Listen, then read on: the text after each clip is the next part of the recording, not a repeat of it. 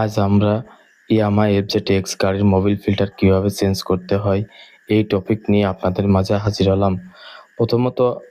প্রথমত মোবিল ফিল্টারের উপরে 3টে নাট আছে, ওই নাট 3টে, এই কভারের নাট 3টে খুলবো।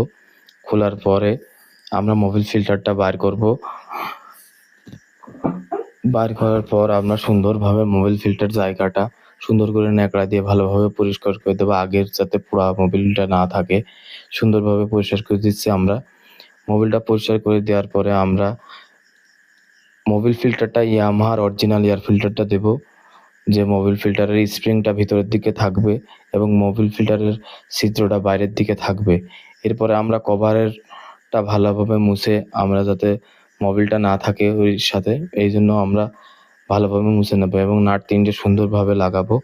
যে 3টে নাট অ্যাডজাস্ট করে আমরা টাইট দিবেন যাতে সুন্দরভাবে টাইট হয়। এবং আমরা ইঞ্জিনটা 1 থেকে 2 মিনিট স্টার্ট দিয়ে রেখে দেবো, যা মোবিল ফিল্টার হয়ে সেকে আপনার পুরা ইঞ্জিনে সার্কুলার হয়।